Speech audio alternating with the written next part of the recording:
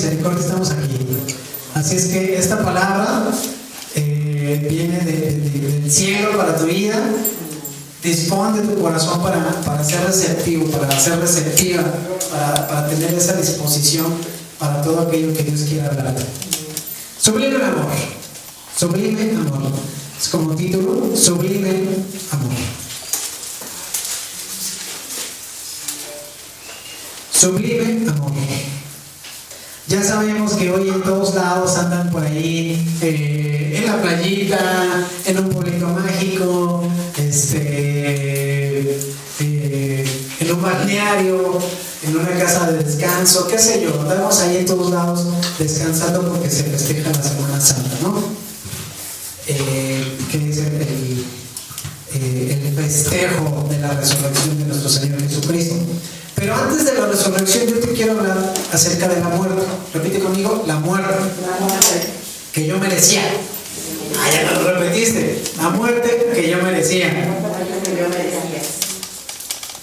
¿Por qué era necesario que Jesús muriera en la cruz?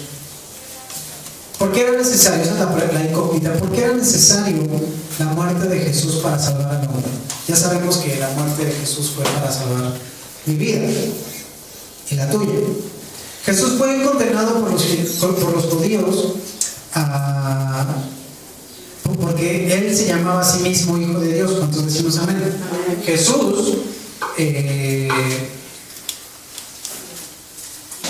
fue condenado por los mismos judíos, fue condenado por su propio pueblo, a pesar de todos los milagros, a pesar de todas las señales, a pesar de todos los prodigios, a pesar de todas las cosas que hacía Jesús, que no sabemos que sucedieron, pero sabemos que sucedieron porque la Biblia dice que hubo muchísimas cosas que Jesús hizo que no están escritas en este libro, porque si se hubieran escrito en este libro, no cabrían en todas las hojas del planeta Tierra para poder escribirlas. Así que las cosas que están en este libro se puede entender que son las más relevantes, las más importantes. Y a pesar de todas esas cosas, Jesús fue condenado por su mismo pueblo a morir en la cruz. ¿Pero por qué tenía que morir? Jesús es Hijo de Dios, cuando decimos amén. Entonces, Jesús es Hijo de Dios y no pudo haber sido suficiente el hecho de que Jesús, siendo Dios, siendo una deidad, siendo divino, se hizo hombre, se hizo carne, se hizo palpable, se hizo ser humano. No era suficiente bueno, pues ya, siendo Dios, se hizo humano para poder darle esa oportunidad de salvación. Pudo haber sido así, ¿no? ¿Por qué era necesaria la muerte? ¿Por qué necesaria la muerte? El hecho de que Jesús se hiciera hombre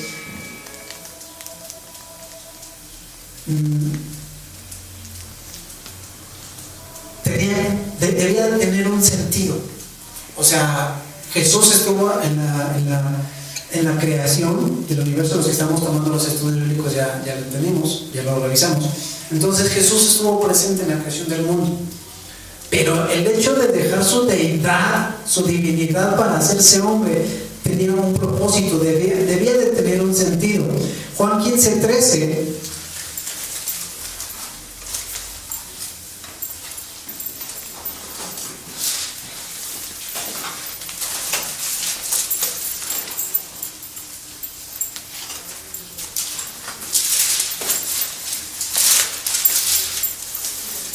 Juan 15:13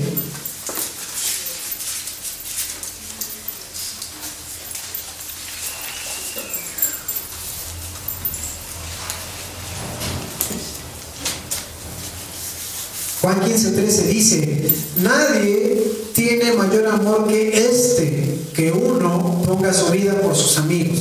Entonces, el sentido de que Jesús tuviese que morir en la cruz era para demostrar un amor. Los que somos padres, ¿cuántos somos padres aquí? Los que somos padres sabemos que una prueba irrefutable de nuestro amor hacia nuestros hijos es que estamos dispuestos a dar la vida por ellos. ¿Cuántos decimos amén? Amén. ¿Cuántos que somos padres hemos estado dispuestos en un momento A o en un momento B dar la vida por nuestros propios hijos, dar nuestra vida para que nuestros hijos estén bien. Los que hemos tenido a nuestro hijo, nuestra hija enferma, hemos incluso hasta profesado: ¿qué no daría yo porque tú estés bien en este momento? ¿Cuántos decimos amén? Amén. ¿Algún padre se identifica? Amén. Poquitos amén. Muy bien. Ahora te la voy a poner más difícil. Los que somos esposos, los que somos esposas, incluso hasta hemos estado dispuestos a dar nuestra vida por nuestro esposo y por nuestra esposa. ¿Cuántos decimos amén? Amén. Muy bien. Los que dijeron amén bien determinado, qué bueno, Dios te bendiga. O al menos eso que veo yo. ¿Cuántos esposos hemos estado dispuestos a dar nuestra vida por nuestras esposas? Dios te bendiga. ¿Cuántas esposas hemos estado dispuestas a dar nuestra vida por nuestros esposos? Si no es así, preocúpate, porque ya estás ahí en una área de oportunidad que Dios tiene que trabajar en tu vida. Los esposos y las esposas hemos estado dispuestos a dar nuestra vida por nuestros esposos y por nuestras esposas.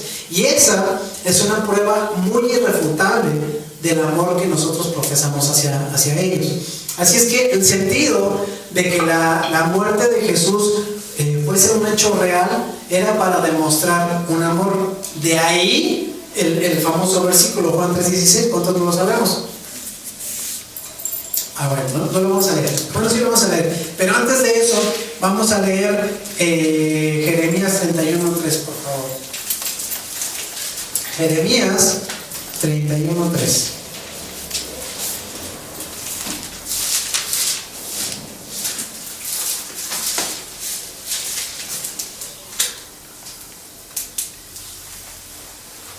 Jeremías 31:3.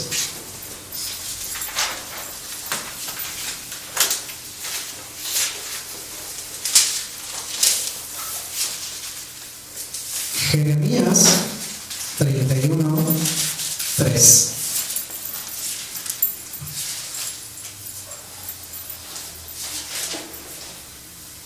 Dice: Jehová se manifestó a mí hace ya mucho tiempo, diciéndome: con amor eterno te he amado, por tanto te prolongué mi misericordia. ¿Con amor qué? Eterno. ¿Cómo podía Dios demostrarte a ti ese amor eterno? Porque Dios es Dios y tú eres carne, tú eres un simple ser humano. ¿Cómo podría Dios demostrarte ese amor eterno a ti? A través de su Hijo.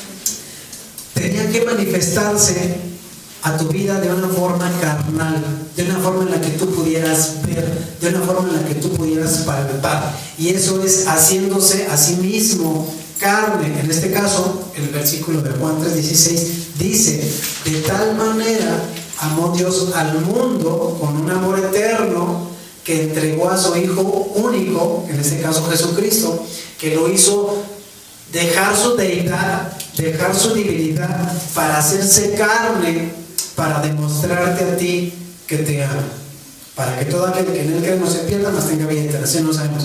Entonces, el propósito de que Jesús dejara su divinidad para hacerse carne es para demostrar el amor de Dios Padre hacia tu vida. ¿Cuántos decimos amén? Amén.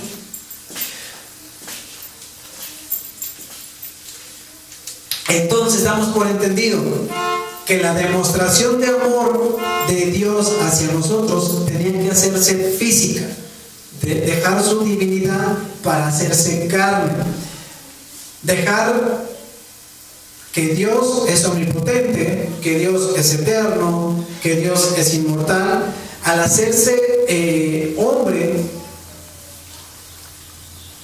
quiere darnos a entender que Él está dispuesto a morir físicamente para que nosotros no solo podamos tener una vida eterna, sino que podamos tener una plenitud, para que podamos experimentar la salvación. Porque nosotros, recordemos que sin Dios estamos muertos, ¿qué? En nuestros pecados. Nosotros, sin Dios, estamos condenados a una muerte física. Nosotros, sin Dios, estamos condenados a una muerte espiritual. Nosotros Sin Dios estamos condenados eternamente al lago de fuego. Nosotros decimos amén. Ah, ya te dio medito, ya no lo dices con enjundia. Desde el principio de la creación del universo, nosotros, bueno, hablando de Adán y Eva, estaban en constante comunicación con Dios. Había total y completa transparencia con Dios. En el momento de la desobediencia, Adán y Eva y ya toda la humanidad están condenados a la muerte lejos de Dios, a la muerte sin Cristo. Pero Dios nos amó de tal forma que no quería que muriéramos de esa forma, Dios no quería que nosotros como seres humanos muriéramos en el infierno. Dios quería que nosotros pudiéramos experimentar una salvación. Y Dios, siendo Dios, y nosotros, siendo hombres, mujeres, carne, tendríamos que experimentar esa salvación a través de una manera física.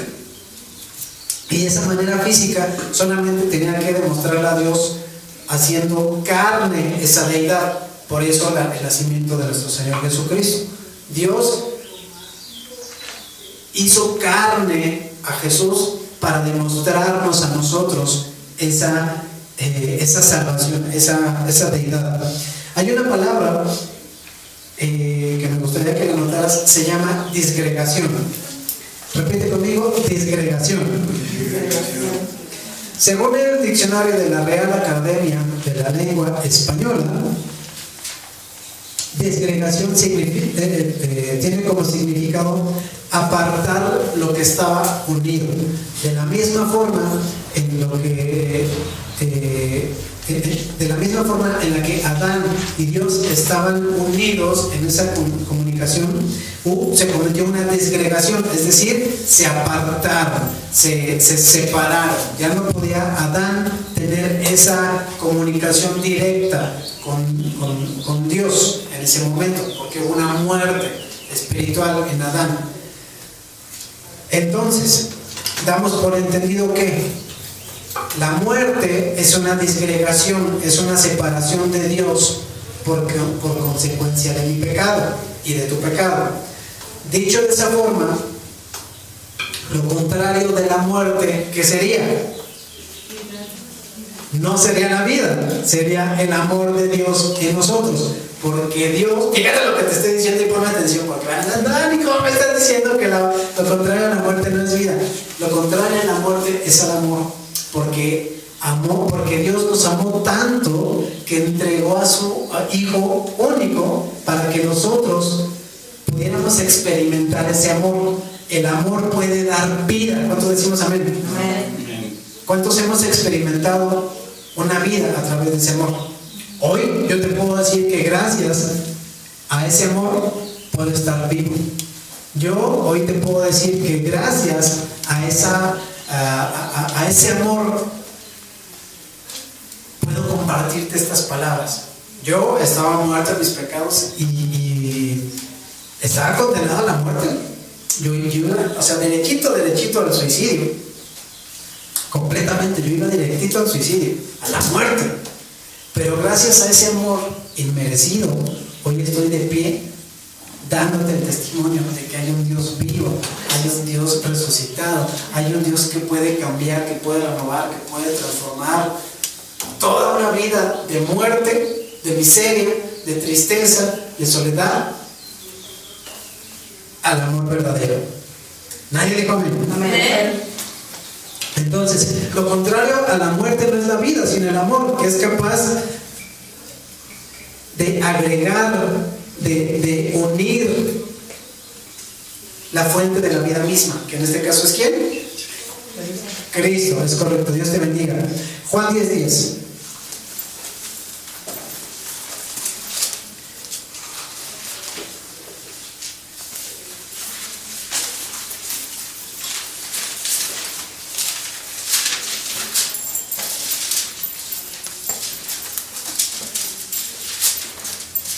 Juan 10:10.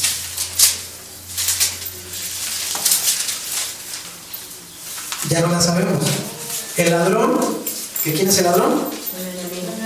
Diablo, Satanás. No viene sino para hurtar, para matar y para destruir. Pero, hablando de Jesucristo, yo he venido para que tú tengas vida y para que la tengas en abundancia. Así es que lo contrario a la muerte no es vida, sino es el amor de Cristo en tu vida para que puedas vivir. Con este acto de amor de Jesucristo hacia nosotros, podemos tener una reconciliación, podemos experimentar una reconciliación. Jesús, al morir en la cruz, quiere que nosotros experimentemos este acto de redención para nuestras vidas. En la muerte de la cruz, Jesús quiere que nosotros podamos experimentar esa redención. ¿Cuántos sabemos qué es redención?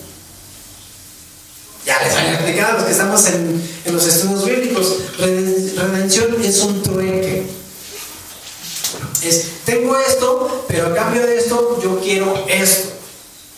Nosotros estábamos condenados a la muerte. ¿Cuántos decimos amén? Pero a través de la redención, Jesús derrama su sangre para que yo pueda dejar esa muerte y tener esa vida. ¿Cuántos decimos amén? Entonces, Colosenses 1.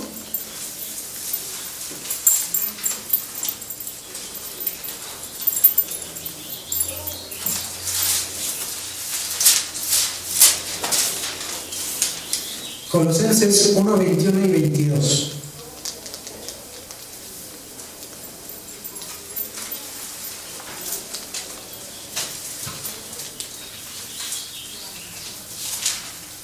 Y a ustedes también, que eras en otro tiempo extraño y enemigo en tu mente, haciendo malas obras, ahora te ha reconciliado en su cuerpo de carne por medio de la muerte, para presentarnos santos y sin mancha e irreprensibles delante de Él. Entonces, nosotros estábamos ya separados, éramos incluso enemigos de Dios porque estábamos condenados a la muerte, pero a través de la presencia de Jesucristo, siendo deidad, siendo divinidad, hecho carne, nosotros podemos experimentar en su muerte, en el derramamiento de su sangre, podemos experimentar la salvación. ¿La salvación de qué? De la muerte. 2, podemos experimentar la redención de nuestros pecados, es decir, dejar nuestros pecados para poder experimentar esa vida eterna en el cielo. Es muy fácil hablar de una muerte. ¿Cuántos decimos amén? Porque ya sabemos, ¿no? Pues Cristo murió en la cruz. Cristo murió por nosotros. Cristo derramó su sangre. Es muy fácil. ¿Cuántos decimos amén? Es muy fácil hablar de la muerte. Nos vamos allá rapidísimo al Salmo 22. Ya te advertí, puño de citas, ¿a poco no?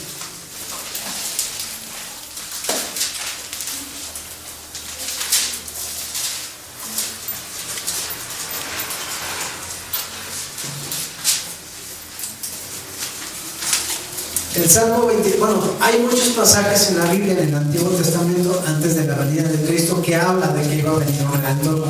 Pero uno muy relevante y muy importante que habla específicamente de la muerte, de la crucifixión, es el Salmo 22. Salmo 22, ahorita no lo vamos a leer todo, pero te encargo que lo leas. El Salmo 22, hablando del 13 al 18, dice: abrieron sobre mí su boca como león rapaz y rugiente. Es decir, estaban condenándome, me estaban acusando constantemente. 14. He sido derramado como aguas y todos mis huesos se descoyunturaron, se zafaron todos mis huesos. Mi corazón fue como cera derritiéndose en medio de mis entrañas. Como un tiesto se secó mi vigor y mi lengua se pegó a mi paladar.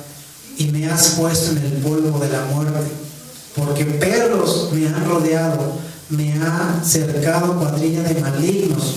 Horadaron mis manos, horadar es como penetrar. Horadaron mis manos y mis pies. Contar puedo todos mis huesos, entre tanto ellos me miran y me observan. repartieron entre sí mis vestidos y sobre mi ropa echaron suertes. Entonces, se estaba describiendo casi idéntica, específicamente, la muerte del Señor Jesucristo. Pero fíjate algo muy importante aquí, nota adicional. En los tiempos de el rey David, la condena a muerte no era específicamente una cruz. Y este salmo se escribió más o menos 1000 años antes de la muerte de nuestro Señor Jesucristo. Y la muerte de cruz se implementó más o menos 300 años después de haber escrito este salmo. Entonces, este salmo habla mucho acerca de la muerte, de la crucifixión de nuestro Señor Jesucristo. Es muy fácil hablar de la muerte en una cruz. Sí, bueno, Cristo murió en la cruz, y siempre vemos ahí los escenarios, ¿no? De la muerte, la representación de la muerte del Señor Jesucristo, la represión de la muerte. Nosotros vivimos allá en un pueblito de Chinches Bravas, ¿sí sabes dónde es Chinches Bravas? No, bueno, te lo digo. Chinches Bravas es donde el viento no pasa, prácticamente. Entonces, nosotros vivimos allá en Chinches Bravas. Bueno, mis papás viven allá en Chinches Bravas, y es uno de los últimos pueblos de la Ciudad de México. Y año con año se festeja pues la fiesta del pueblo, ¿no? De esas tradicionales fiestas del pueblito. Y uno de los festejos anuales de este año es la representación, ¿no? De la muerte de Jesucristo y la resurrección. Y se llena el lugar, titipuchán de gente, todos echándose unas guamas, vendiendo quesadillas, fritangas, las agüitas frescas, las agüitas locas en otros lados. Y finalmente es un festejo que a la gente le gusta, porque pues está chido el festejo. ¿A quién no le gusta echarse unas guamas de vez en cuando en tiempo de calor? ¿Cuántos decimos amén? Amén. Bueno, pero finalmente el principal festejo no es la representación, sino lo que la gente busca es la convivencia, y menosprecia el hablar de la muerte de Cristo Jesús. Hablar de la muerte es muy fácil, sin la connotación del significado que esto merece, la honra que esto merece. Pero el Salmo 22 te describe la implicación. Señor, hablan de mí como leones rapaces, me están condenando, me están insultando, mis manos y mis pies han sido perforados, líbrame de este dolor. Imagínate. Pero el Señor Dios Padre te amó de una forma tal para que no merecieras morir de esa forma. Y el único acto que Él podría demostrarte físicamente a ti, ese amor, era entregando a Jesucristo, hacerlo carne. La palabra sublime, si lo quieres anotar, tiene muchos significados y muchas palabras muy similares. Pero en sí, de acuerdo al significado de la Real Academia de la Lengua Española, de tantas que tiene escogidos, y una de ellas es sublimes, que es extraordinario, es extraordinariamente bello y produce una gran emoción. Eso es el significado de la palabra sublime. Extraordinariamente bello, algo que produce una gran emoción. Y número 2, que es excepcional. Excepcional para su altura moral o estética.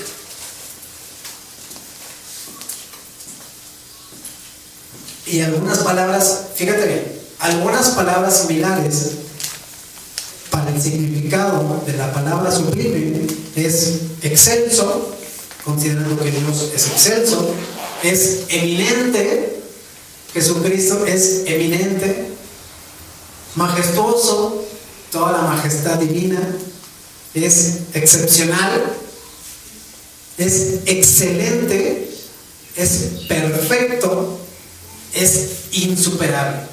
Nada en esta tierra, nadie en esta tierra en este planeta, como seres humanos, puede igualar el amor de Dios, que es perfecto. Tú como hombre, como mujer, puedes demostrar un amor, y lo puedes demostrar de muchísimas cosas, y lo puedes demostrar de una forma grande. ¿Cuántos decimos amén? Pero no lo puedes demostrar de una manera perfecta. La única persona que puede demostrar de una manera perfecta el amor hacia ti es Cristo Jesús, porque Él estuvo dispuesto a morir en esa cruz para darte una oportunidad de vivir.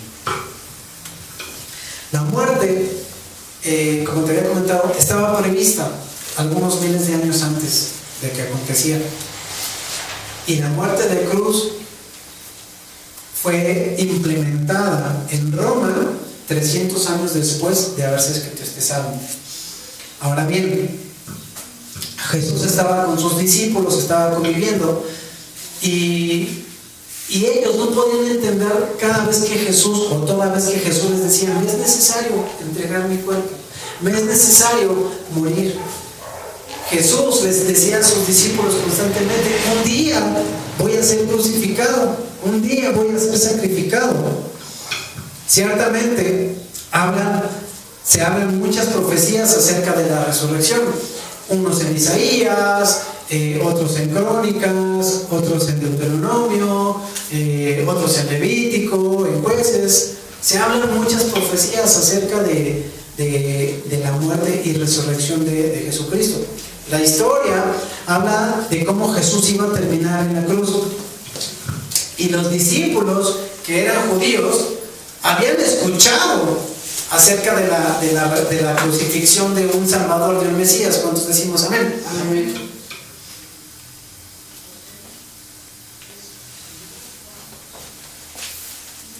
Yo creo que sus discípulos, que estaban ahí escuchando del mismísimo Mesías cada vez, o toda vez que les decía: miren discípulos, mira Pancho, mira Pedro, mira Pánfilo, voy a ser entregado, mi cuerpo va a ser crucificado, mi cuerpo va a ser quebrantado, pero no tengas temor, un día voy a regresar.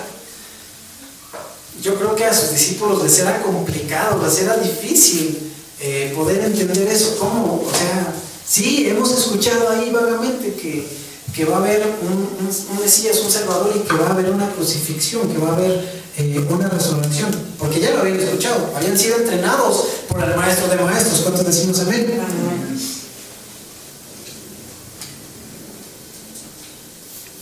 Yo creo que si la historia hubiera terminado con la muerte de Jesús, hasta ahí nada más, yo creo que la esperanza se habría perdido. Imagínate, tú como discípulo de Cristo, que te diga: ¿sabes qué? Supongamos, hablo por mí, Dani, tú eres mi discípulo y yo te enseñé y te avisé que yo iba a ser crucificado, que me iba a lacerar, que iba a ser condenado a la muerte. Y ya, sucede el acto. Bueno, Cristo Jesús en la muerte. ¿Qué hubiera pasado con mi vida? ¿Jesús temió de la persecución? No. Sí temió. Dice la Biblia que él estaba angustiado. ¿Sabía que iba a suceder? Sí, pero sí temió. ¿Jesús fue tentado? Sí, por supuesto que fue tentado. ¿Jesús fue perseguido? Sí, fue perseguido. Yo como discípulo iba a pasar exactamente por las mismas cosas que Jesús. Sí, por supuesto que sí. Ahora imagínate, si el acto de la cruz hubiera terminado nada más ahí en su muerte, ¿qué hubiera sido de mi vida? Angustia, persecución, tristeza, ansiedad, desesperanza, porque Jesús siempre me hubiera dicho: confía en el Hijo del Hombre, confía en la resurrección, ten fe, no tengas temor, te he dado autoridad para echar fuera demonios, te he dado para hablar, te he dado autoridad para sanar a los enfermos. Si el acto de la muerte solamente se hubiera quedado allí en la cruz, hubiera sido una desesperanza para todos los seres humanos. ¿A poco no? Para todos que hubiéramos escuchado ese mensaje, si el acto hubiera quedado nada más ahí en esa cruz del Calvario, para nosotros hubiese mucha desesperanza. Nada más ahí. Ya murió en la cruz y ya. Pero no fue así.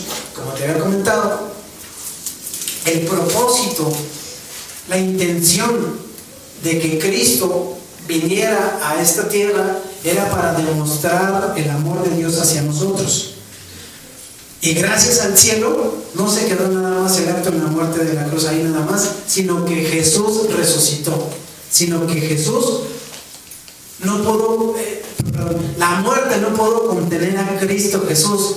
Jesús resucitó para darnos una victoria. Fue muy duro para sus discípulos sufrir la persecución, porque después de la muerte sufrieron persecución. ¿Cuántos decimos amén? Amén. Iban a ser cazados, iban a ser perseguidos. Estaban, de hecho, después de la muerte de Cristo Jesús, en esos 3 días, los discípulos estaban vulnerables. La mismísima María Magdalena. ¿Quién sabe quién fue María Magdalena? ¿Sí saben? Bueno, sí saben quién fue María Magdalena. María Magdalena era una de las personas que estuvo presente ahí constantemente con Jesús. Era una de las personas que seguían a Jesús. María Magdalena estaba súper agradecida con Jesús porque estaba súper enchamucada. ¿Cuántos demonios tenía Magdalena?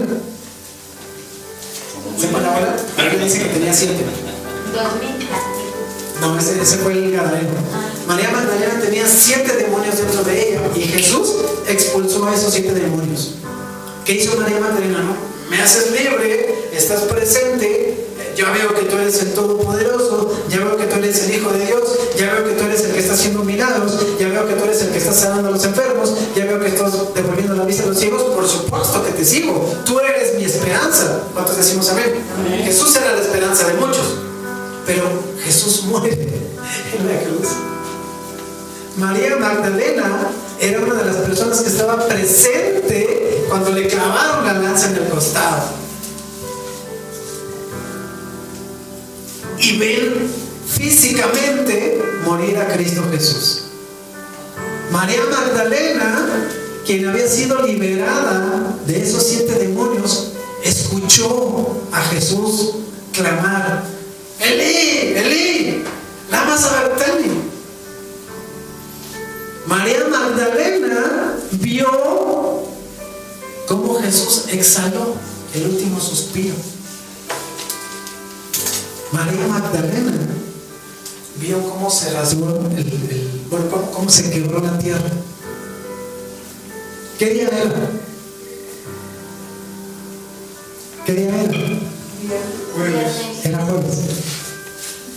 Bueno, según la historia dice que era jueves. Y se acercaba el día de reposo, porque los judíos tenían que seguir esta ley. ¿El día de qué? De reposo. María Magdalena vio a Jesús físico, muerto. María Magdalena había sido sanada, había sido liberada, y la esperanza que tenía Magdalena en Cristo Jesús había muerto. ¿Cuántos decimos amén? Había muerto. Estaban vulnerables. Los discípulos y María Magdalena y todos los que con él estaban vulnerables. Estaban, ¿cómo te lo digo? Estaban desprotegidos en ese momento. Porque sabían que si estoy con Jesús, que es el Hijo de Dios, pues todo lo puedo en Cristo que me fortalece. ¿Cuántos decimos amén? Amén. Pero muere Jesús. Muere su cuerpo. Su sangre es derramada en esa cruz. Esa esperanza que tenían, esa protección que tenían en Cristo Jesús vivo, muere. Fue muy duro para todos ellos. Juan 20.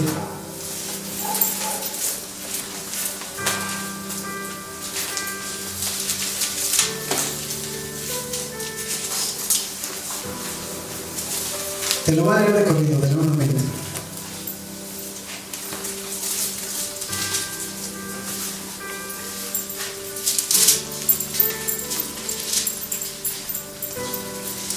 Juan 20, del 1 al 20. El primer día de la semana, María Magdalena fue de mañana, siendo aún oscuro, al sepulcro, y vio quitada la piedra del sepulcro. Entonces corrió y fue a Simón Pedro y al otro discípulo, al que amaba a Jesús, hablando de Juan, y les dijo: se han llevado el sepulcro del Señor. Se han llevado del sepulcro al Señor y no sabemos dónde le han puesto. Y entonces salieron Pedro y Juan y fueron al sepulcro. Corrían los dos juntos, apresurados, para ver cómo era que no estaba Jesús. Pero el discípulo que corrió más a prisa que Pedro era Juan, y llegó primero. Y bajándose a mirar, se asomó y vio los lienzos, las mantas puestas allí, pero no se atrevió a entrar. Luego Simón, todo arrebatado, repite conmigo, el arrebatado, entró después de él, y él sí entró en el sepulcro y vio los lienzos puestos allí, y el sudario que había estado en la cabeza de Jesús, no puesto con los lienzos, sino que el sudario estaba puesto en otro lugar aparte. Después entró también allí Juan, el que había llegado primero al sepulcro, y entonces vio, versículo clave, el 8, y entonces vio y creyó, porque no habían entendido aún la escritura, que era necesario que él resucitara de los muertos. Y volvieron los discípulos a los suyos. Entonces, Jesús ya les había dicho a sus discípulos: voy a morir, voy a ser crucificado, voy a ser entregado, voy a ser condenado a la muerte, me van a juzgar. Y los discípulos: está bien, está chido, pues, finalmente es una enseñanza del maestro. Pero no lo habían entendido. Específicamente Pedro y Juan lo entendieron hasta que vieron el sepulcro. Versículo 11. Pero María estaba afuera llorando junto al sepulcro, y mientras lloraba se inclinó una vez más para mirar dentro del sepulcro. O sea, estaba el sepulcro y María estaba asomándose, vio y el lienzo y dijo: se han llevado el cuerpo del maestro. Y estaba llorando, y luego otra vez se asoma y entonces ve y vio a dos ángeles con vestiduras blancas que estaban sentados, el uno a la cabecera y el otro a los pies del sepulcro, donde el cuerpo de Jesús había sido puesto. Y le dijeron: mujer, ¿por qué lloras? Ella responde: porque se han llevado a mi Señor, y no sé a dónde se lo llevaron, no sé dónde lo pusieron. Cuando había dicho esto, se volvió y vio a Jesús que estaba allí, mas ella no sabía que era Jesús. Pero Jesús le dijo: mujer, ¿por qué lloras? ¿A quién buscas? Y ella, pensando que era el hortelano, es decir, el que cuidaba, le dijo: Señor, si tú te lo llevaste, dime a dónde, porque yo lo quiero buscar. María estaba buscando constantemente a Jesús. Ella estaba continuamente buscando. Lo vio una vez, no lo encontró. Se puso a llorar, se volvió a asomar para encontrar a Jesús. Se escuchó una voz: ¿por qué lloras? ¿A quién buscas? Es que estoy buscando a mi Señor. No está físicamente ahí. Dime dónde está, porque yo lo quiero encontrar. Y Jesús le dijo: María. María. Ella ya reconoció la voz y le dijo: Raboni, que quiere decir maestro. Jesús le dijo: no, espérame, no me toques, porque no he subido aún a mi Padre. Mas ve a todos mis hermanos y diles: subo a mi Padre, tu Padre, repite conmigo, mi Padre, y mi Dios, tu Dios. Fue entonces María Magdalena para anunciar a los discípulos las buenas nuevas de que había visto y escuchado al Señor, y que le había dicho estas cosas.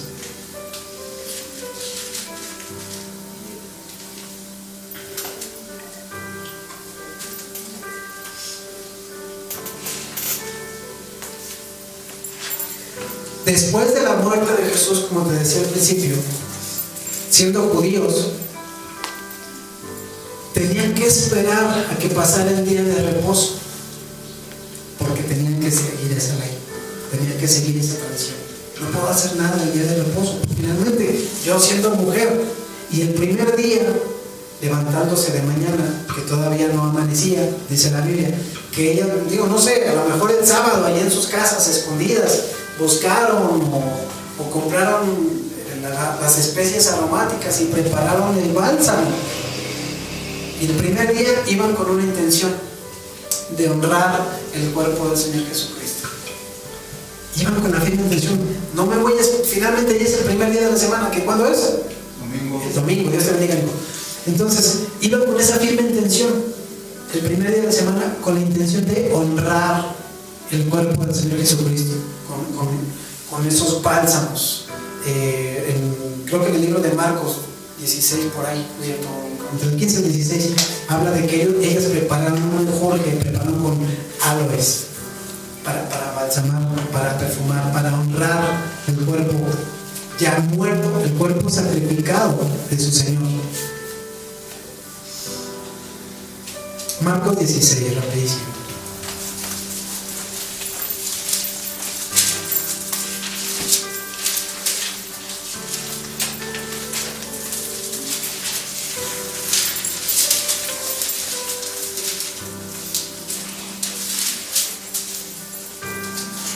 Marcos 16, del 1 al 3.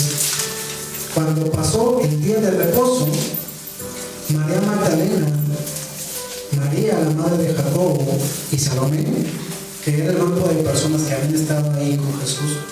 Aquí está, mira, compraron especias aromáticas para ir a ungirle. Y muy de mañana, el primer día de la semana, vinieron al sepulcro. Ya ha salido el sol, pero decían entre sí: ¿quién nos va a remover la piedra de la entrada del sepulcro? Es decir, ellas ya iban pensando: ¿cómo le vamos a hacer para honrar el cuerpo del Señor Jesucristo? ¿Cómo le vamos a hacer? Tú, Salomé, somos mujeres. ¿Cómo vamos a hacerle para que podamos honrar el cuerpo del Señor? Porque pues, finalmente ya está muerto, ya pusieron el cuerpo ahí en el sepulcro, ya lo habían sabido, ya lo habían escuchado. ¿Quién era la persona que puso el cuerpo ahí en el sepulcro? Pregunta capciosa, no la vamos a revisar, pregúntale a ella. ¿Quién era? ¿Quién? José de Arimatea. Le pidió ahí al... ¿Cómo se llama el gobernador este? Sí. A Poncio, ¿sabes? Le pidió a Poncio: por favor, mira, tenemos un sepulcro ahí. No has sido tocado, no nada. Por favor, dame el cuerpo al Señor. Déjame honrarlo, dándole lo mejor que tengo en ese momento. Le pusieron ahí el cuerpo y todo. Y María, y Salomé, y Magdalena, y todas ellas iban pensando el primer día: mira, ya tenemos aquí el bálsamo, queremos honrar el cuerpo al Señor. Y van y ven la piedra quitada. ¿Qué sucede aquí?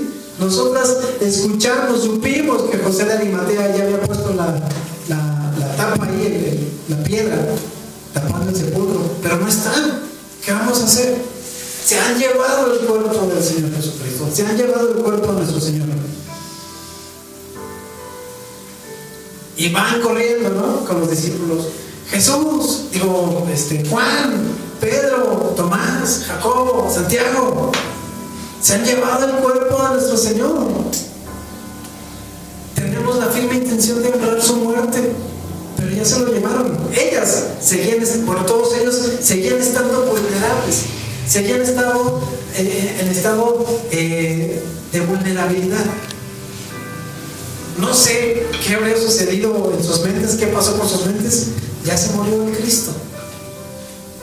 Nos van a cazar, nos van a perseguir, tal vez hasta nos van a condenar de la misma forma que Él. Nos van a lacerar, nos van a latigar.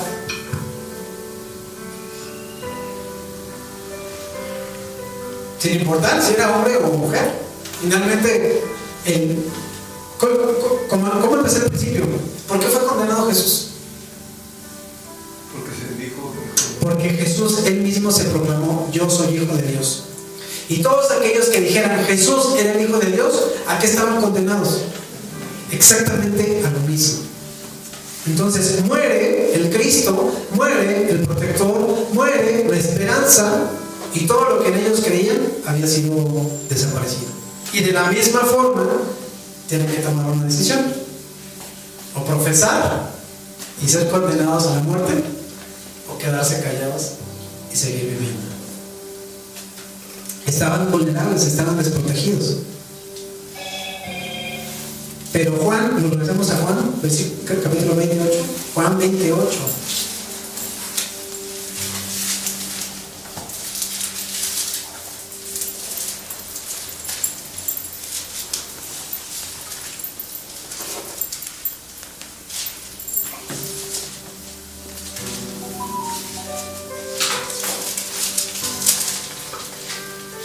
Juan 28, versículo clave, te dije. Entonces entró también Juan, que había llegado primero al sepulcro, y vio y creyó. La palabra original escrita en griego es orao, O-R-A-O, orao, que significa ver con entendimiento. Repite conmigo, ver con entendimiento.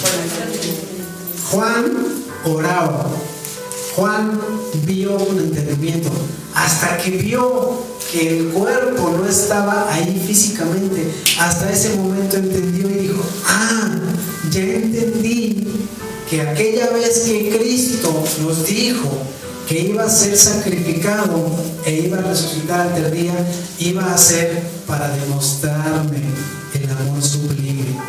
Era para demostrarme que Dios Padre me ama de una forma tal que Jesús, siendo el Hijo de Dios, se hizo carne, estuvo dispuesto a pasar esas cosas que yo vi, que yo presencié, que yo escuché, para poder demostrarme ese amor tan sublime. Jesús ya no está muerto, Jesús está vivo. Jesús quiere demostrarte de una forma orao, repite conmigo, orao, para que veas con entendimiento que hoy Jesús no está muerto. Hoy Jesús está vivo. ¿Sí? Se murió una esperanza con él, pero fue para darte esa demostración de amor, para que tú pudieras experimentar esa redención, esa salvación. Si nosotros pudiéramos vislumbrar la magnitud de esta realidad, nuestras vidas cambiarían. Si nosotros pudiéramos vislumbrar con esa palabra orao, nuestras vidas cambiarían definitivamente, porque hoy tenemos un Cristo poderoso, porque hoy tenemos un Cristo vivo, presente, porque hoy tenemos un Cristo vivo que nos da vida. Hoy tenemos un Cristo vivo que nos da la eternidad. Hoy tenemos un Cristo vivo que nos da una victoria. ¿Cuántos decimos amén? Dale un aplauso al Señor.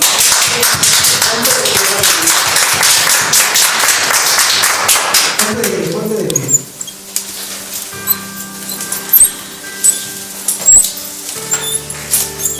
Y fíjate bien, quiero cerrar con esto. Marcos 16.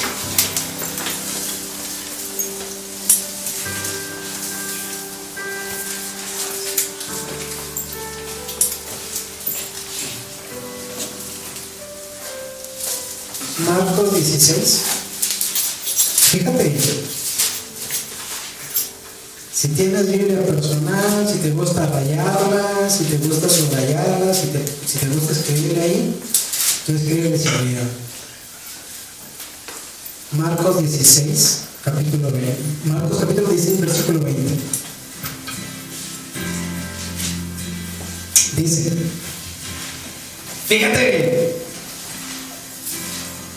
y ellos, ¿quiénes son ellos? Repite conmigo, yo. ¿Quieres? Tachen ahí, quítale la palabra ellos y ponle yo. Y ponle tu nombre si quieres. Yo, saliendo, predicaba en todas partes, ayudándome el Señor y confirmando la palabra con las señales que le seguían. Entonces, hoy que Cristo murió por ti, hoy que Cristo resucitó por ti, hoy que Cristo está en ti, tienes toda la autoridad y todas las señales que Cristo hacía te van a perseguir a ti. Todo lo de aquí el famoso versículo, todo lo puedes en Cristo que te fortalece. Pon tu Biblia ahí, levanta tus manos al cielo y dale gracias a Dios porque está aquí presente. Señor, te doy gracias por esa muerte.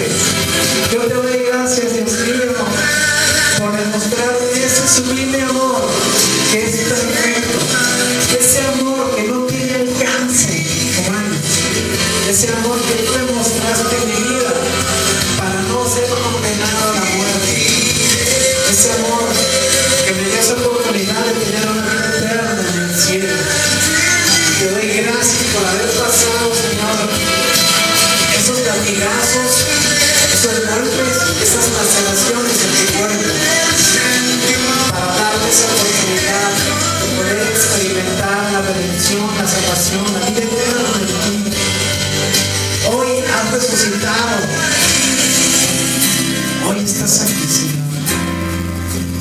Hoy puedo escuchar tu dulce voz. Hoy puedo experimentar tu gloria en mi vida. Hoy puedo experimentar todas esas cosas maravillosas, extraordinarias, divinas, excelsas. Hoy puedo experimentar tu majestad en mi vida. Esta salvación, esa conexión. Hoy puedo experimentar esa gracia de poder hablarte y tener esa certeza